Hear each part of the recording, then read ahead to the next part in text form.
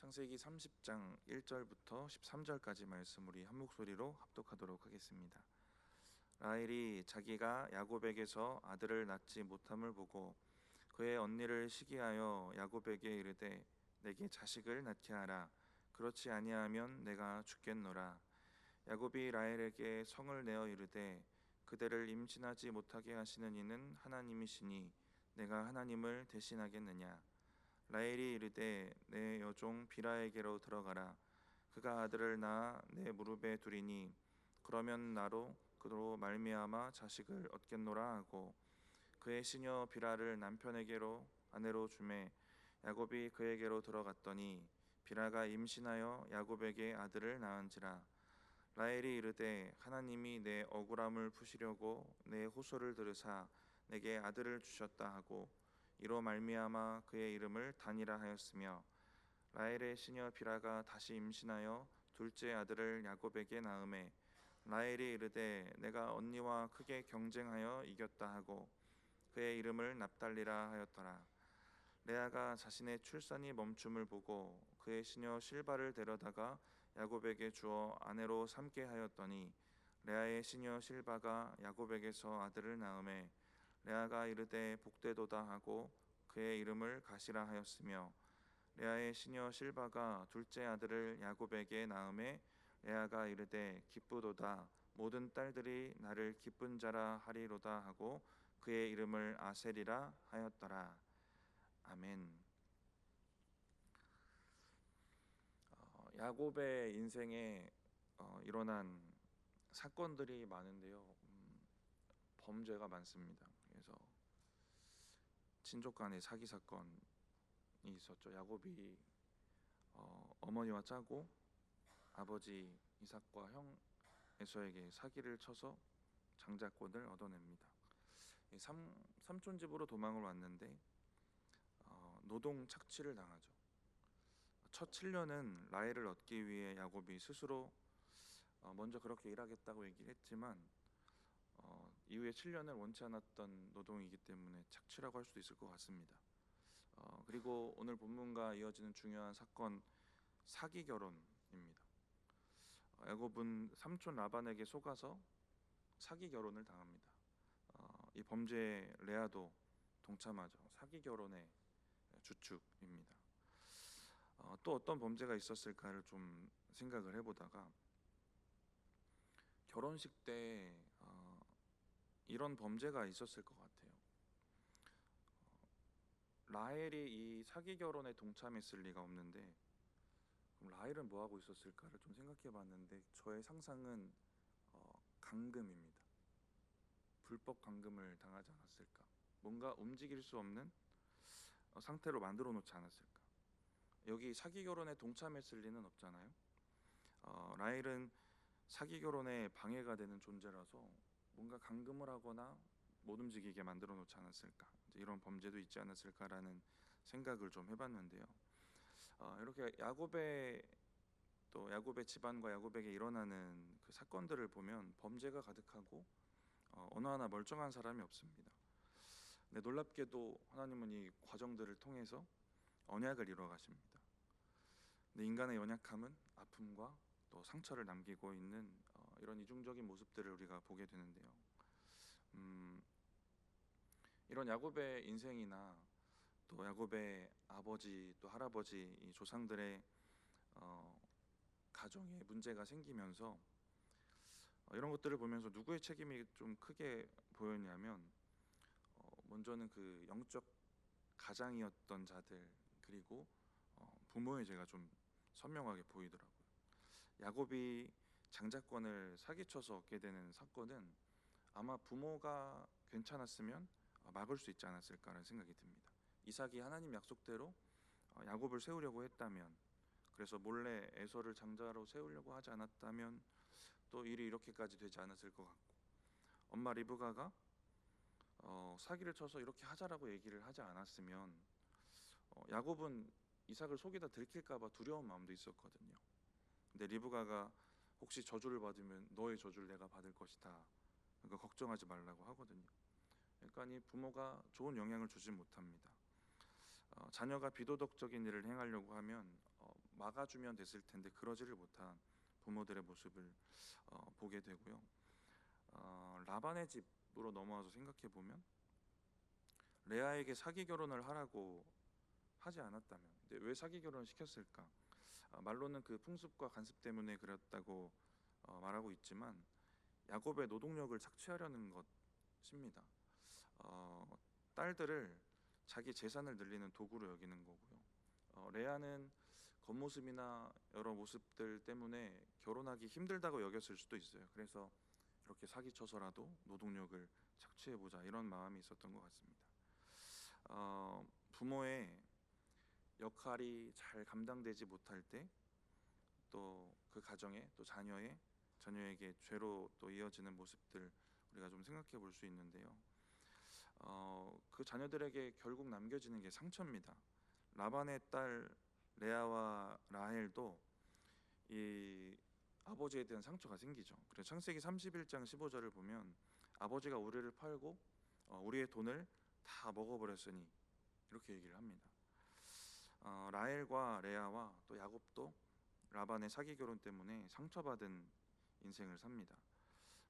그리고 이 비도덕적인 모습들은 계속 이어져 가는데 오늘 이제 자녀를 낳는 장면에서도 그렇습니다.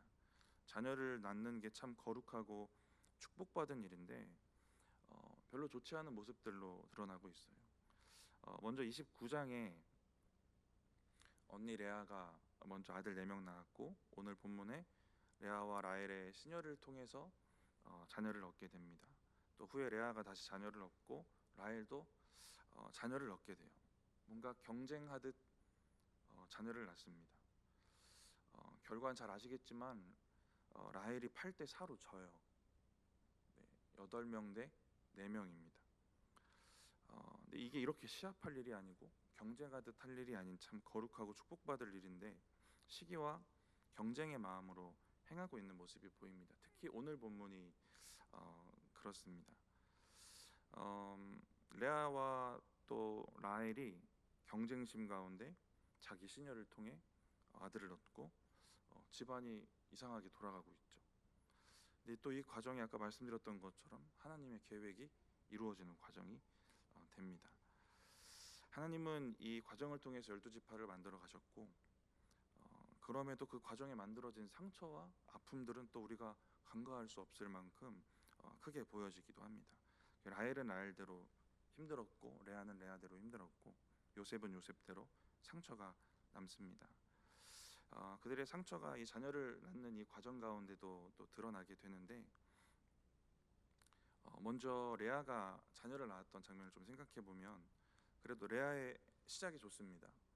레아는 하나님을 향한 신앙 안에서 아들을 얻게 됩니다. 그래서 29장 31절에 하나님이 레아의 괴로움을 보시고 그에게 은혜를 주셔서 자녀를 낳게 하십니다.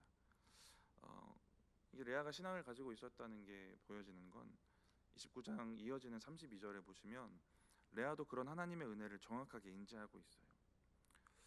당시에 남편의 종교를 따르는 게 일반적이었기 때문에 레아도 그렇고 라헬도 그렇고 하나님을 믿게 됐겠죠. 근데 레아는 평생 사랑받지 못하는 아내였고 그런 상처들이 있었고 또 그런 공허한 마음들을 하나님을 향한 신앙 안에서 이겨내고 있었고 그 과정 가운데 하나님이 자녀를 허락하십니다. 자녀에게 레아가 주어졌던 이름을 봐도 거기에 레아의 신앙이 담겨져 있어요. 첫째 루벤과 또 시므온과 레위의 이름을 지을 때 레아의 고백을 보면 하나님을 향한 신앙의 고백이 있습니다. 네, 동시에 한편에는 남편의 사랑을 얻지 못하는 그 여인의 공허함도 함께 이야기되고 있는데 35절에 넷째 유다를 낳을 때는 하나님을 향한 찬송만 고백을 합니다. 그리고 출산이 잠시 멈춰요. 오늘 본문으로 이어지게 되는데요. 우리 오늘 본문 1절 같이 한번 읽어보겠습니다. 라헬이 자기가 야곱에게서 아들을 낳지 못함을 보고 그의 언니를 시기하여 야곱에게 이르되 내게 자식을 낳게 하라. 그렇지 아니하면 내가 죽겠노라. 뭔가 이제 문제가 점점 생기는데요. 본격적인 자녀 낳기 시합이 시작이 됩니다. 근데 야곱의 그 사기 결혼에 최대 피해자가 누굴까를 제가 좀 생각해 봤는데 제 생각은 라헬입니다. 레아는 사기 결혼이 아니면 아마 결혼을 못할 수도 있었는데 그래도 요셉의 야곱의 아내라는 그 위치를 얻습니다. 야곱도 결국 일을 좀 더하긴 했지만 라헬을 얻어요. 근데 뭔가 대단한 걸 잃어버린 사람을 생각해 보면 라헬인 것 같아요. 원래 위치, 본처, 첫째 부인, 그 위치가 중요했을 텐데 이 위치를 잃어버립니다.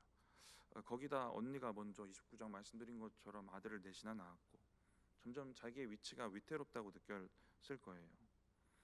야곱도 예전처럼 자기를 사랑하지 않는 건 아닐까 이런 마음도 의심도 했겠죠.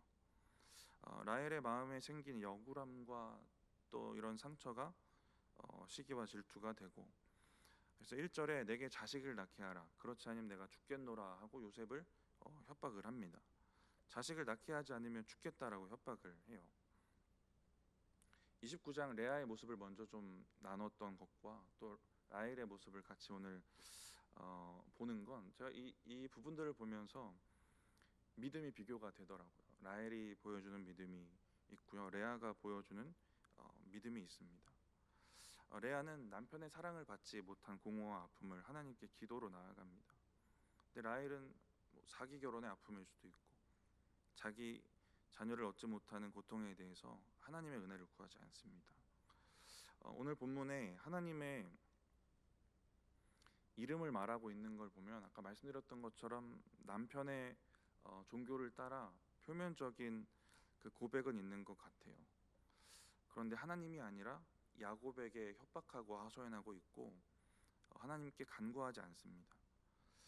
말이 씨가 됐는지 라헬은 진짜 나중에 아기 낳다 죽어요. 리브가를 잠깐 또 돌아가 보면 야곱에게 내가 너의 저주를 받을 것이다 라고 말했는데 또 그게 말이 씨가 되는지 평생 야곱을 보지 못하고 죽습니다. 라헬의 모습을 통해 좀 생각해 볼 수 있는 건 저는 이런 믿음 같아요. 라헬이 죽겠다고까지 말하는 걸 보면 라헬에게 자녀는 하나님의 축복으로 주어지는 게 아니라 자녀는 이런 겁니다. 이게 있어야만 나의 억울함이 해소가 되고 나의 자존심이 회복이 되고 이게 있어야만 내 신앙을 증명할 수 있는 도구 같은 겁니다. 라헬이 지금 가지고 있는 자녀에 대한 마음은 이런 마음이에요. 이게 꼭 있어야만 살 것 같은 거. 이게 없으면 차라리 죽겠다 할 만큼 죽을 것 같은 것입니다. 근데 이건 하나님은 아닌 거죠. 저 여러분에게도 이런 게 있지 않을까요?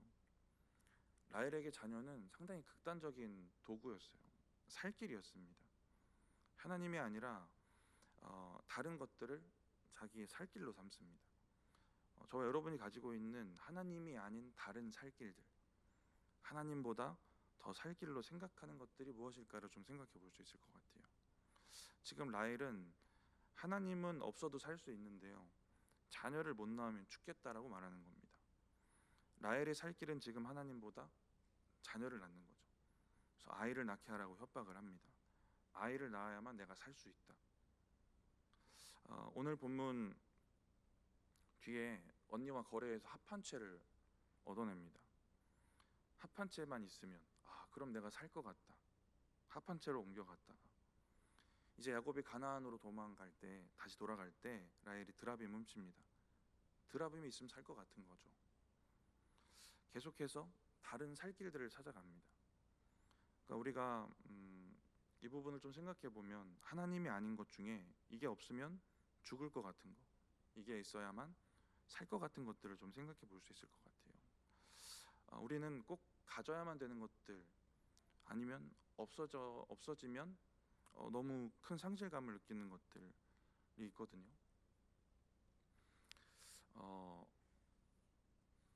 여러 가지가 있겠죠. 돈일 수도 있고요. 차는 잘 안 잊어버리시겠죠. 차일 수도 있고 뭔가 잃어버리면 상실감이 생기고 불안도 생기고 근심도 되고 두려움도 생깁니다. 우리가 여기서 하나 질문해 볼 수 있는 건 내가 가진 돈이나 뭐 아파트, 자동차 이러한 물질이 이게 사라진다고 생각을 해보고 아니면 내가 이걸 가질 수 없다고 생각을 했을 때, 이 땅에서 내가 가진 것들이 없어진다고 생각했을 때 느껴지는 두려움, 제가 때때로 비교하는 건데요. 그 두려움이랑 내 인생에 하나님이 없다면이라고 생각했을 때 그때 느껴지는 두려움을 비교하는 겁니다. 어떤 게 더 두려운가를 저도 묻고요. 여러분도 한번 물어보실 때, 내가 이거 아니면 죽겠는데, 그게 하나님인지 다른 것인지를 좀 생각해 볼 수 있을 것 같습니다. 우리의 심정에 내가 가진 어떤 것들이 사라졌을 때 느껴지는 두려움과 그 근심의 크기가 하나님이 없다고 생각했을 때 느껴지는 것과 같은지, 더 큰지, 작은지, 이것들을 좀 돌아볼 수 있을 것 같아요. 요한복음 13장을 보면 제자들은 주님이 이제 떠나시는 것에 대한 두려움을 갖습니다. 떠나신다고 얘기하시고 너희는 못 따라와, 이 얘기도 하시거든요. 제자들은 믿음이 좀 연약한 시기였겠지만 예수님이 안 계신다고 생각했을 때 느껴지는 불안을 느끼고 있습니다. 이들 인생의 목적이었던 예수님이 사라지는 거죠. 그랬을 때 느껴지는 두려움을 느껴요. 예수님이 없다고 생각하면 어떨까? 어떤 마음일까? 우리도 어떤 두려움을 가지고 있을까? 이런 마음들을 좀 생각해 보면 좋을 것 같습니다. 다윗이 범죄했던 거 잘 아시죠? 간통과 살인입니다. 다윗이 죄를 범하고 나단 선지자의 책망을 듣는데요. 이걸 듣고 쓴 참회 시가 시편 51편입니다. 어떤 책망을 먼저 들었냐면, 당신의 집에서 칼이 영원히 떠나지 않을 것이다. 당신 앞에서 당신 아내를 빼앗아 이웃에게 줄 것이다. 당신의 아이가 죽을 것이다. 이런 얘기를 듣거든요. 그러면 상식적으로 시편 51편에는 이런 간구가 있어야 될 것 같아요. 이런 징계를 거두어 주시옵소서.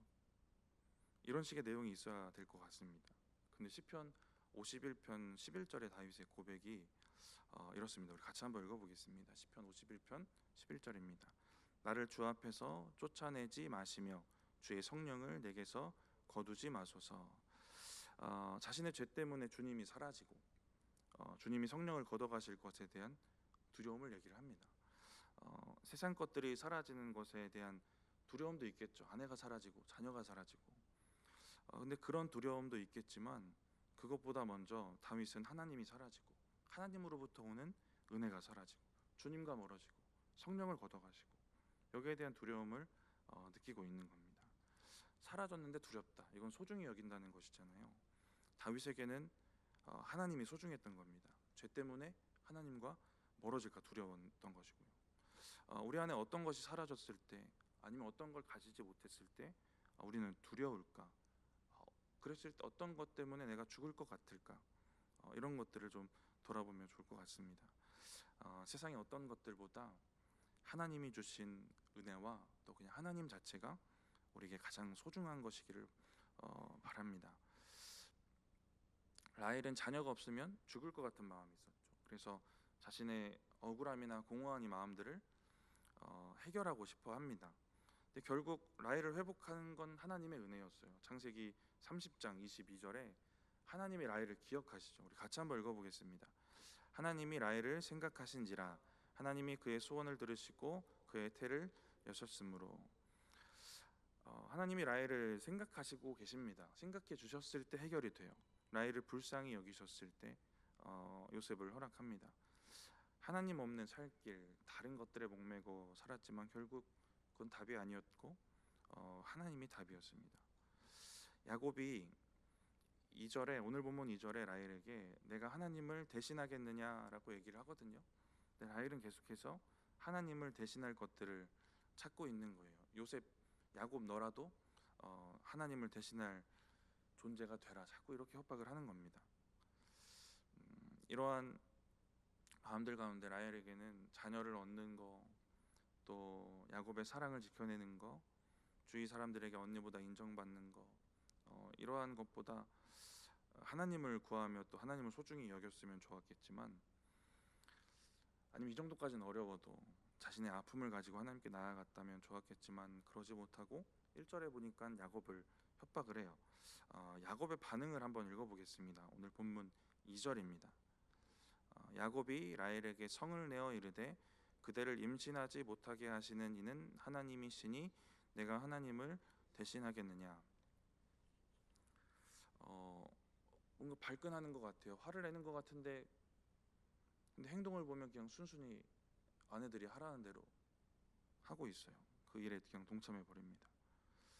근데 2절에 화내는 장면이 근데 저는 좀 제가 상상했던 야곱의 반응이 아니어가지고 좀 놀랐는데, 라헬을 더 사랑했으니까 뭔가 달래듯 얘기하지 않았을까라는 생각을 했는데 그건 또 아니더라고요.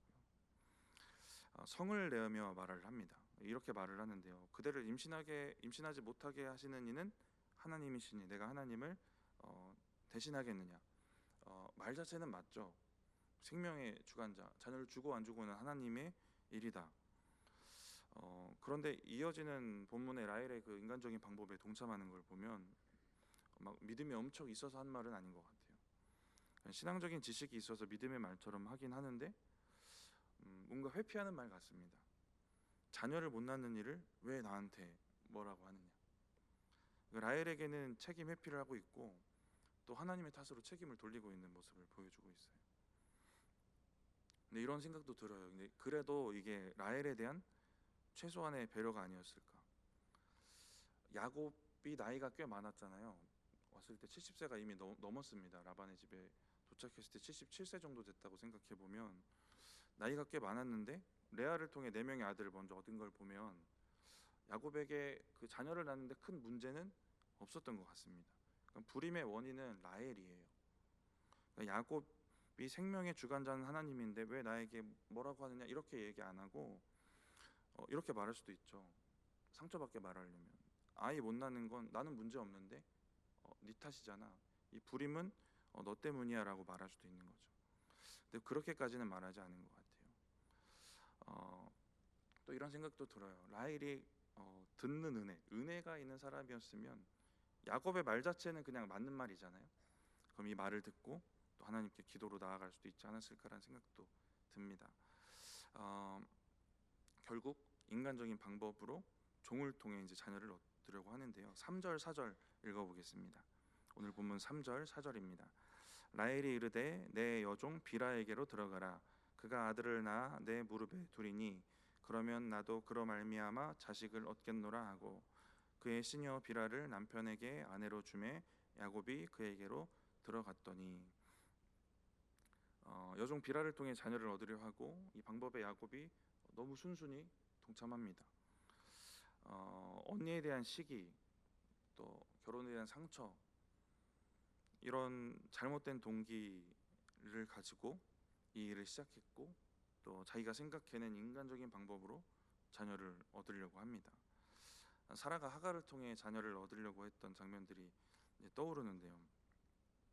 사라가 하갈을 아브라함에게 준 것처럼 라헬도 자기의 종을 남편에게 줍니다. 사라 때부터 이 문제는 쭉 있어 왔어요. 대대로 불임이라는 문제가 이 가정에 있었고, 근데 다 인간적인 방법을 먼저 택한 건 아닙니다. 야곱의 아버지 이삭은 40세에 결혼했지만 20년 동안 자녀를 얻지 못합니다. 60세에 야곱과 에서를 얻게 돼요. 그런데 이 20년의 기간을 지나면서 이삭은 인간적인 방법을 택하지 않고 기도합니다. 우리 창세기 25장 21절인데요. 같이 한번 읽어보겠습니다. 창세기 25장 21절입니다. 이삭이 그의 아내가 임신하지 못하므로 그를 위하여 여호와께 간구하매 여호와께서 그의 간구를 들으셨으므로 그의 아내 리브가가 임신하였더니 기도합니다. 라헬은 기도 안 했고 야곱도 기도하지 않습니다. 책임을 피하고 있고 말로만 신앙적인 것처럼 얘기를 합니다. 결국 라헬이 생각해낸 인간적인 방법에 그냥 동참해요. 이삭의 가정에 그 장자 축복 사건 생겼을 때도 기도하는 한 사람이 없더라고요. 리브가도 그렇고 이삭도 그렇고 다 같이 그냥 이 사건의 공범이 됩니다. 야곱도 이 사건의 공범이 돼요. 근데 공범이 되어 동참할 게 아니라 가정을 살리는 한 사람 될 수도 있었던 거예요. 아까 서두에 부모의 역할, 그 책임에 대한 말씀도 드렸는데 야곱이 정신 차렸으면 막을 수도 있었던 일인 겁니다. 기도하는 한 사람, 가정을 살리는 한 사람이 될 수도 있었던 거죠. 아브라함과 이삭과 야곱의 가정을 우리가 쭉 묵상해 가면서 대대로 반복되는 죄의 영향력들 보고 있습니다. 근데 이 자녀를 낳는 문제를 보면 이삭은 동일한 죄의 영향력을 이제 멈추게 했던 사람인데 야곱은 또 그 영향력을 다시 끄집어낸 사람이 됩니다. 우리가 결국 우리 가정에 어떤 은혜를 흘려보내는 사람이 될 것인지도 우리가 좀 돌아볼 수 있을 것 같습니다. 이어지는 6절 보시면 결국 이 인간적인 방법으로 아들을 얻게 됩니다. 우리 6절 같이 한번 읽어보겠습니다. 라헬이 이르되 하나님이 내 억울함을 푸시려고 내 호소를 들으사 내게 아들을 주셨다 하고 이로 말미암아 그의 이름을 단이라 하였으며, 단을 얻고 하나님이 내 억울함을 푸시려고 아들을 주셨다라고 고백합니다. 말은 신앙 고백 같은데 생각해 보면 그렇지 않은 것 같아요. 동기가 잘못됐고 방법도 잘못됐습니다. 하나님이 주신 축복이 아닌데 신앙으로 포장하는 경우들, 내 맘대로 해놓고 하나님이 하셨다고 포장하는 경우들이 우리도 많이 있는 상황입니다. 교회 안 나오고 수능 봤는데 잘 봤다고 하나님이 하셨다고 말하거나, 이전 교회에서 차량 운행할 때 있었던 일인데 어떤 권사님이 다른 권사님에 대한 얘기를 하는데 좋은 얘기를 해주신다고 하신 얘기 같긴 해요. 예수를 잘 믿더니 자녀가 복을 받았대요. 그 권사님이 좋은 직장 다니고 며느리가 변호사고 결혼을 잘했다라는 겁니다. 자녀가 교회를 안 다녀요. 그럼 이 자녀는 예수를 잘 믿어서 이 땅에서 잘 살다가 지옥 가는 복을 받는 거라고 또 생각해 볼 수도 있는 거잖아요. 신앙으로 되어진 게 아닌데 결과만 보고 이제 신앙으로 포장을 하는 겁니다. 라헬의 고백도 언뜻 보면 좋은 신앙의 고백처럼 보이지만 자기의 마음 때문에 잘못된 동기로 시기심으로 다른 사람을 의식하는 마음도 있었을 것이고, 그리고 잘못된 또 과정의 방법들을 통하여서 하나님의 이름을 빌려서 자기를 높이려는 겁니다. 시기하는 마음으로, 욕심으로, 인간적인 방법으로 한 일인데 이걸 이렇게 포장하고 있는 거예요. 라헬은 자기가 원하는 결과를 얻었기 때문에 또 이렇게 포장하는 겁니다. 자기 목적을 달성했기 때문에 내가 이렇게 믿음이 좋다라는 것들도 드러내려고 하는 거죠. 하나님이 나에게 얼마나 많은 축복을 주셨는지 증명하고 자랑하려고 이렇게 포장을 하는 겁니다. 야곱에게 죽는다고 협박했습니다. 언니를 향한 시기도 있었고, 그러면서 하나님이 하셨다라고 말하고 있는 거죠. 라헬이 아들의 이름을 짓는데 그 이름들을 보면 어떤 시기심과 경쟁심이 있었는지를 볼 수 있는데요. 6절의 단은 정당성을 입증하다, 판결하다 이런 의미가 있습니다. 라헬은 하나님이 내 정당성에 손들어 주셨다, 내가 판단하고 내가 말했던 거, 내 뜻대로 내가 유리하도록 판단하고 정당하다고 말했던 게 진짜 정당한 것이다, 그게 하나님의 뜻이다라고 포장하는 겁니다. 그리고 8절 우리 같이 한번 읽어보겠습니다.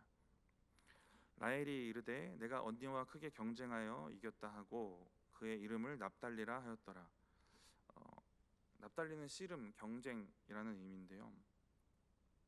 라헬은 자기의 의도나 동기나 방법, 상대방이 상처받는 거, 여러 선하지 않은 것들은 생각하지 않고 결과만 가지고 하나님의 뜻이다라고 말을 하고 있습니다. 고래밥 아시나요? 고래밥, 그 짭짤한 과자가 있습니다. 애기들이 먹기엔 좀 조미료가 좀 범벅이 돼 있거든요. 그래서 유리한테 좀 늦게 먹여야지 생각을 했는데 이미 먹고 있더라고요. 네, 이미 맛을 봐버렸어요. 네, 그리고 이제 다 죄인으로 태어나죠. 유리도 죄인입니다. 그래서 막 악을 쓰고 사달라고 조르고 하는 이제 이 증상들이 드러나기 시작했어요.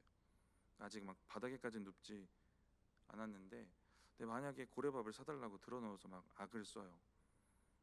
그리고 고래밥을 제가 어쩔 수 없이 사줍니다. 근데 자기가 악을 써서 얻어낸 건데 유리가 주님이 나에게 고래밥을 주셨네, 이러면 어떨까를 좀 생각해 봤거든요. 그럼 이건 신앙이 아니다. 그건 그 유리의 너의 신앙이 아니다. 근데 이것도 생각이 들었지만 그걸 듣는 내 마음은 어떨까 생각해봤어요. 그걸 듣는 저의 기분은 어떨까? 근데 아들이라 좀 용납이 좀 되겠지만 오늘 본문에 협박으로 얻어낸 자녀를 보면서 하나님의 이름을 말하고 있는 라헬을 보면서 야곱은 어땠을까? 그 공범이니까 별 할 말이 없었을지도 모르겠지만 레아는 어땠을까를 좀 생각해봤습니다. 너무 폭력적으로 들리지 않았을까라는 생각이 들어요.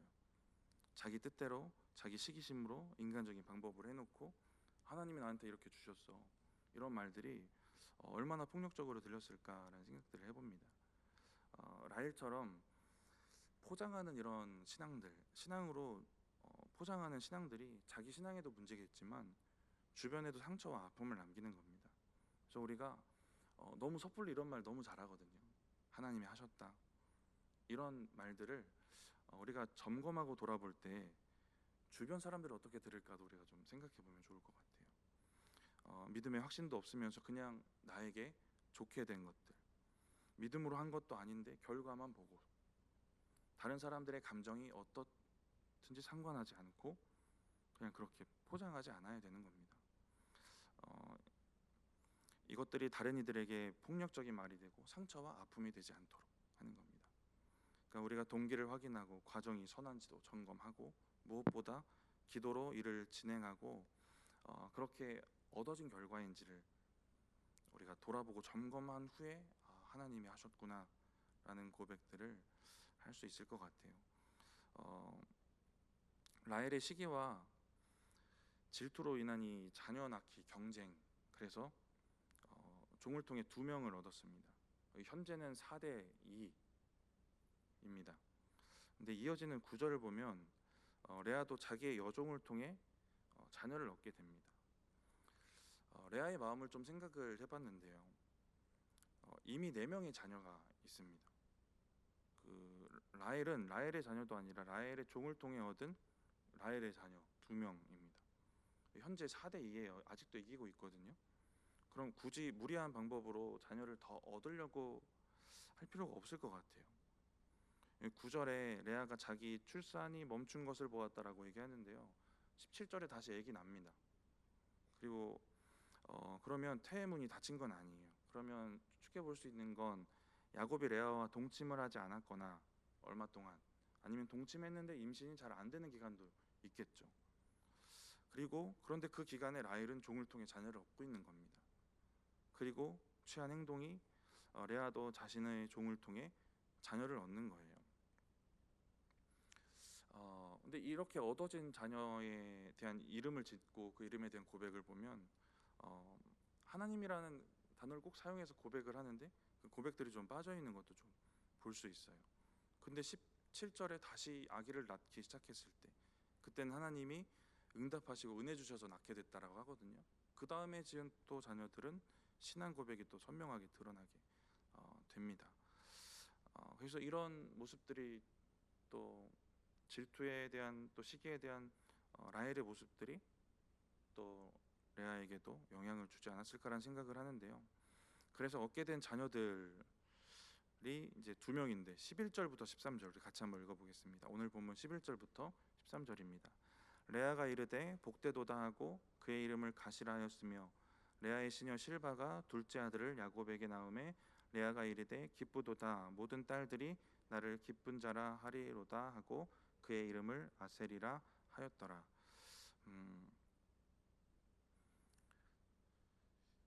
13절을 보면 모든 딸들이 나를 기쁜 자라 하리로다. 하나님에 대한 신앙의 고백이라기보다는 다른 사람이 부러워하는 다른 사람들의 시선을 중심으로 이름을 지은 것 같아요. 다른 여인들이 이렇게 자녀가 많은 나를 보면서 복이 많다라고 하겠다, 행복한 사람이다라고 말해줄 것이다 라고 얘기하는 거거든요. 모든 딸들이 나를 기쁜 자라 하리로다. 근데 이걸 보면서 남편의 목말랐던 그때 공허함이 있잖아요. 그 4명의 자녀를 얻으면서 조금 회복이 된 것 같은데 이제 또 사람들의 시선이라는 목마름의 원인을 또 자기에게 넣고 있는 게 아닌가라는 생각도 듭니다. 13절에 라헬이 보여주는 신앙은 사람들이 나를 어떻게 보는지, 복받았네요, 축복받았네요, 이렇게 말해줘야만 내 신앙이 증명받아지고 또 인정되는 것 같이 느껴지고, 그렇게 자기의 신앙을 판단하고 하는 것 같아요. 이런 모습들이 레아에게 또 이제 보여지는데, 또 17절에 또 믿음의 고백을 합니다. 그리고 전반적인 신앙을 좀 그래서 비교해 본다면 비교가 된다고 말씀드렸잖아요. 또 레아는 하나님을 향한 진실한 신앙이 있었던 것 같아요. 근데 라헬은 겉으로는 하나님을 믿는 것처럼 보였겠지만 오늘 본문에 드러나는 신앙의 모습도 그렇고 나중에 결정적으로 우상 드랍에 뭉치는 걸 보면 라헬의 믿음에는 그 진실한 믿음은 없었던 것 같습니다. 이렇게 둘의 믿음을 좀 비교해 보는 건 오늘 말씀을 좀 마치면서 이 둘의 인생이 하나님의 계획과 하나님의 섭리를 좀 기준으로 생각해 봤을 때 인생이 결국 반전을 이루기 때문에 그렇습니다. 레아는 메시아가 탄생하는 유다 지파의 조상 유다를 낳고 제사장 지파 레위 지파의 조상 레위도 낳습니다. 이런 반전들을 이루는 거죠. 야곱은 결혼을 하려고 라반 집에 왔고 라헬을 먼저 만났는데 라헬은 누가 봐도 1등 신부감이거든요. 예쁘고 지혜롭습니다. 근데 하나님은 그보다 연약해 보이는 레아를 결국 택하신 거예요. 레아를 통해 반전을 이루십니다. 겉으로 보기에도 그렇고 좋은 신부감은 아닌 것 같고, 아까 서두에 말씀드렸지만 이 도덕성은 비슷비슷해요. 사기 결혼에 가담합니다. 근데 하나님의 선택은 레아였고 연약한 레아를 통해 인간들의 시선, 판단, 기준이 틀렸다는 걸 증명하십니다. 연약한 레아를 통해 반전을 이루어 가세요. 이삭도 에서가 누가 봐도 민족을 세울 만한 용맹한 사람처럼 보이지 않았을까라는 생각이 듭니다. 그래서 몰래 에서를 세우려고 했던 것 같은데, 근데 하나님의 선택은 연약해 보이는 야곱입니다. 사기도 잘 치고 별로 도덕적이지도 않은 것 같은 야곱을 택하세요.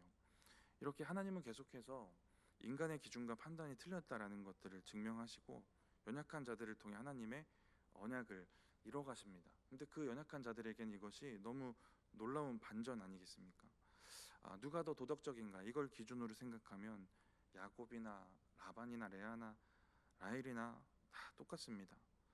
근데 결국 뭐가 달랐을까를 좀 생각해 보면 야곱뿐만 아니라 그 야곱의 조상들까지도 좀 생각해 보면 그래도 그 신앙이라는 목적지를 가지고 그 길을 계속 가는 건 좀 다른 것 같아요.